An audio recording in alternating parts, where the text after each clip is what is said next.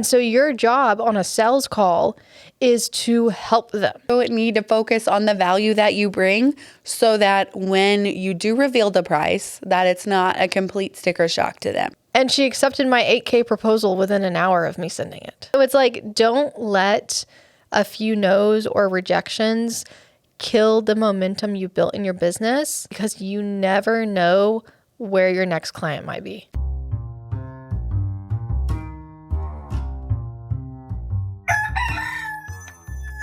Welcome to the Unapologetic Designer Podcast, where we chat controversial design topics and expose the raw truth about life as a designer. It's Coach Kenny here today. Welcome back. Who the fuck are you? Mark. Mark? Oh, I can't be a boy. What the fuck? Why did you pick that name? Because Kenny is like a man. Oh, you're right. But it's based off of Kinsey. Wait, I can do better.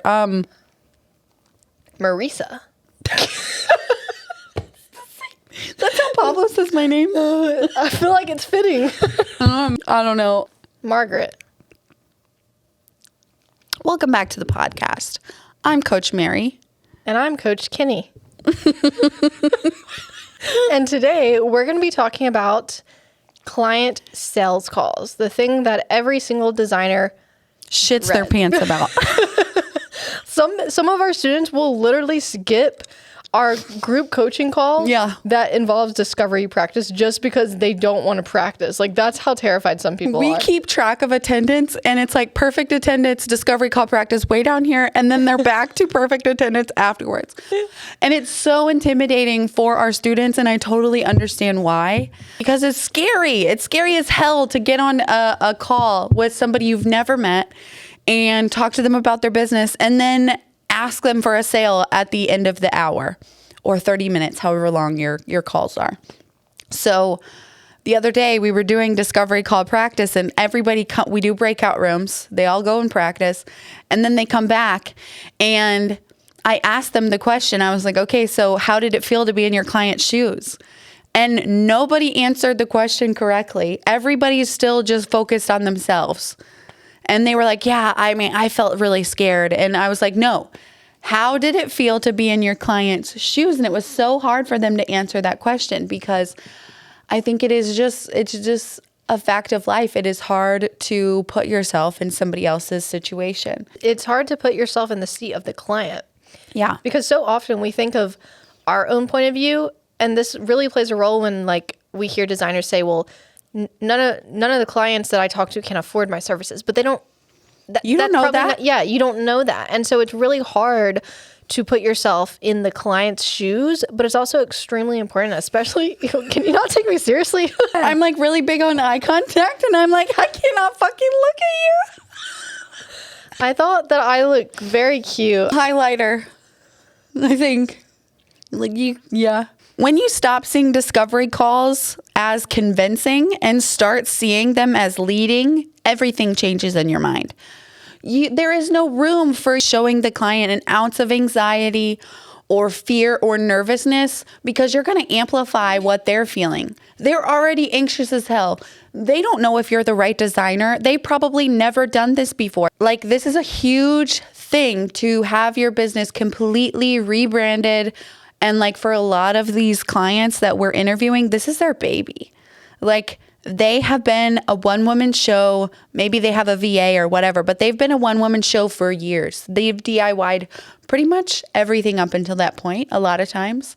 And so this is a very scary position for them to be in. And if you're coming on the call and you're shaking in your boots too, you're just amplifying their fear that they're having. You need to meet them and kind of be that grounding, calming presence that like helps them be like, and they can melt into their seat and be like, yes, I trust her. She's got me. Like, she can do this project for me, and I believe that she can do it well. But if you're sitting there, a nervous wreck, and you can't get your shit together before that call, you're probably not going to make the sale. And here's the thing. You can actually be internally about to shit your pants and still sound like and make the client feel like you have your shit together. So I think we should probably share like the most common mistakes we see our students make during discovery call practice, because we've done this over 9 times now, and we've had, I don't even know how many students we've watched do this before. Like during discovery call practice, we go around and watch them. Like we enter the room and we're silent. So we probably make our students even more nervous by being there. Like we just sit there and watch them and don't say anything so that we can critique them at the end. You know what I think we should do next time? What? I think we should wear these wigs. Don't mind me. I'm not Coach Kinsey. It's Coach Kenny here. One of the very first mistakes is talking too much. You overtalk the client and you don't let them get a word in edgewise, and they're just like, well, damn. It's like when we get nervous, we start over talking. I do it all the time. I'm probably doing it right now. So that would be the first mistake I think I see a lot of. What about you? They are like, okay, so what do you want? What colors? The client doesn't know what they want. They think they do. Let me tell you, they think that they know what they want, and they do not know what they need. Your job is to figure out what they need and then how to make them realize that that is also what they want, because that's what their business needs. And at the end of the day, their goal is to grow their business, make more money. So there are certain things that they're going to need in order to make that happen. And so your job on a sales call is to help them. We all have this like negative mindset or association with the word sales call, but it's really a call where you are figuring out what your client needs and how your services are going to help them. So you have to ask way more questions than the client is asking you so that you can pull out the information you need. Period. I think the other thing that people don't really get is that the client is stuck in like the granular, like day to day. They're in the trenches, making sure all the things get done. They're way too in it to be able to scale out and like look at the big picture. We need to be able to fill in the dots for our clients. Like we are the leaders in that relationship, not the client. Another thing I see our students do is get way, way, way too much into detail. Like this can also flow into the over talking portion, but like it's time for them to explain their process, and they go way too deep into every single detail in that process. Like the client needs to understand what's happening, but they don't need to understand every little teeny tiny thing you're doing to make that happen. For example, I would tell my client, okay, on our project start date, I invite you into my project management system. Have you ever heard of it before? I explain how it works. I move on.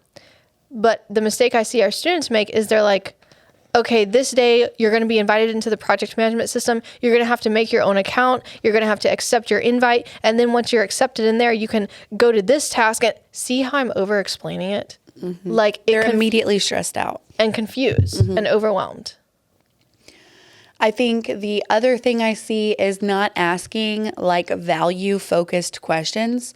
You want to expose the value that you bring to the table and the value that this brand identity is going to have on their business, because we teach value-based pricing. And so we want to have value exposing questions. Like, what would you say is a value exposing question? Do you have any current revenue goals? Where do you see your business in 5 years from now? What are your current challenges that made you decide now is the time to invest in branding? Some gold ones. You need to focus on the value that you bring so that when you do reveal the price, that it's not a complete sticker shock to them. You also don't want to talk ideas. Good one. And this is a really fine line to walk, and it can be very hard. And I've fucked up multiple times where I gave ideas away and they didn't hire me. And especially because I thought I had them in the bag. Where they say, oh yeah, let's move forward. And then you get excited and you start talking about your ideas, and then they ghost you. And you're like, you motherfucker. And they take my ideas to the other cheaper designer to do it for them. And I'm like steam's coming out of my ears. So mad. So when you're on a sales call, you can say, do you have any preconceived ideas or mood boards? But that's as far as you want to go. Like, you do not want to reveal if you have any immediate ideas, if you know how to fix their website conversion problem. Don't tell them how. You can tell them that, oh yeah, I could definitely see a vision for this project together, but you don't tell them your actual ideas. That's not what the sales call is for. The ideas happen after payment has been handed over. I can tell them what I see, why I see it, but the how is hidden behind the paywall. That's one of my favorite things to say over and over again. A friend of mine told me way back in the day. I've never forgot it since. And that goes for sales calls, that goes for your own marketing that you're doing, pretty much goes for everything in entrepreneurship. You give them the what and the why, but you keep the how hidden behind a paywall on purpose because you deserve to be paid for your hard-earned skills that you've taken years and years to develop in your creativity. The other thing is that a proposal is sent to clients who are not sure. A contract is sent to clients who say, I'm ready to move forward. So when you are on a sales call, we always encourage our students to give an exact quote at the end of the call so they have the opportunity to close that client right then and there. Because once that client gets off the call, your potential of closing them drops dramatically. And you don't want them to get sticker shock once they receive your proposal. So it's much better to quote them on the call. And then if they say they want to move forward, you send them a contract and the link to pay their deposit. And if they say, well, I need time to think about it, then that's when you offer the proposal and you remind them that proposal has a freaking deadline. Are we giving away too much information on this podcast right now? But it's fine. I'm happy about it. One of the things that we've never put for sale in the public, and I don't think we ever will, is our script that we give every single student because it is that damn good. It gives you a script for the whole entire call, how to structure it, what questions to ask, and it even has a section on there, what to do if you're losing the sale, because I think people get freaked the hell out when you start losing the sale. But I actually posted this on Threads earlier today. That is not the time to start freaking out internally. Just see it as an opportunity to ask deeper questions and to dig a little bit further into it, because the worst that could happen is they say no. Okay, cool. No problem. Move on to the next. But that is just an opportunity for you to dig a little bit deeper and to really step into your leadership. And don't let a few no's kill your momentum. Yeah, facts. 2 weeks ago, I sent out a proposal to a potential client who I knew needed my services so badly. And they had the money for it. And I know they had the money for it because they told me what kind of job they had. They still had a full-time job. But she was so worried about making a big investment and taking a risk on herself that she rejected the proposal. She was scared of her own growth that you were helping her see. And I saw it and was like, that sucks. Moving on. The next week, I woke up one day and had another client completely back out of their project. They were booking with me for the summertime, and I sent over the contract, spent time making the contract, sent over her deposit link, and then a few days go by and she, out of the blue, is like, I don't want to move forward anymore. And that is one of my biggest pet peeves, because I hate when people tell me they want to move forward and I spend time writing up the contract specifically for that client for them to back out. And instead of getting up in my feels about it and being like, nothing's working, this isn't working, I just went on about my day. And later that day, I was calling around to find a chef for our upcoming retreat, which is invite only, by the way. And one of the chefs that I talked to ended up wanting my services, and she accepted my $8,000 proposal within an hour of me sending it. So it's don't let a few no's or rejections kill the momentum you built in your business.